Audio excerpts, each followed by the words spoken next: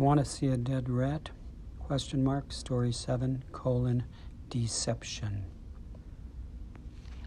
A Bible banger, he pronounces, palpating the cyst. What? Fluid. In the old days, we'd bang it with a Bible. It causing you any problems? Depends upon who's asking. To him, I answered no. But Doc, while we're here, how about the curve in my spine and the pain in my flank? Related? Nope, not curved enough for that. Damn. I don't remember any rules about honesty always being the best policy, so when the second doctor asks about the cyst, man, it hurts like hell every time I bend my knee. Really? Up on the table, in those days, that was the functional equivalent of, let's get an ultrasound of that sucker. And the difference in my answer? The letter. My birthday is on Christmas Day, and as the anti-war billboard on the Eden's Expressway in 1969 proclaims, Happy birthday, Jesus. Your lottery number is 63. Pack your bags. You're headed for Vietnam. This is the one place the Harley can't take me, and this Army doc can. Plan B, Canada? No. Conscientious objector? Nope. Pretty sure I could kill if I had to, but I wanted to have some say over the object of that verb. The day before my pre-induction physical, I visit a Navy recruiter about enlisting as a medic. Kill two birds with one stone, so to speak. Not kill anyone, and maybe do some good. But then there was the possibility that it would be 3 birds with one stone, or worse. My neighbor, Frankie Oliva, the high school all-everything who so graciously dominated our pickup games, Baryshnikov on the court, made the voyage to Vietnam. He is now hanging on the corner, drinking beer and smoking whatever, nursing his legacy of PTSD, a double amputee. His wife and 2-year-old son might swing by to ask him for some cash, or when he's going to come home, which he does sometimes, at least to empty his colostomy bag. Rule: don't, and don't. After the physical examination is finished, I hand the military doc a letter from my chemistry professor. Filipino-born, she probably can't tickle the underside of 5 feet.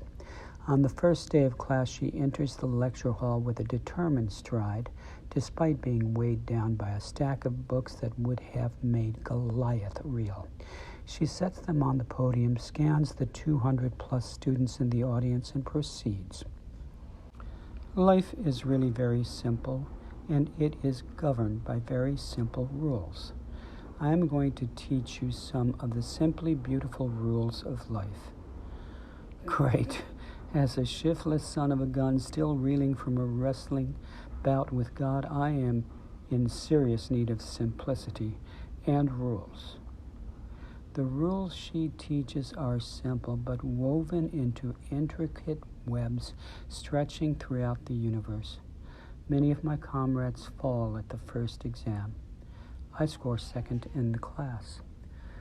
The letter she wrote reads, "To whom it may concern, Paul Pasulka is a top pre-med student," which wasn't exactly true, if my lackluster lab work is factored in. I tell this doc I'm going to have surgery on my knee at semester break and request a 6-month deferment, after which I will gladly return. He studies me for a second, looks over the letter again, signs a form, and says, "See the clerk." And the clerk, "Here you go." I'm sorry, there must be some mistake. I asked for a temporary deferment. This says, no, I almost say that. I look again. First time in my life I get an F, and he hands me 4 of them. 4F. 4F and F. Permanent medical deferment. Thanks. Oh, and that pain in my flank? Years later, I tell another doc that every time I get repeatedly kicked in the side during martial arts class, and have a few beers afterwards, I wake up in pain.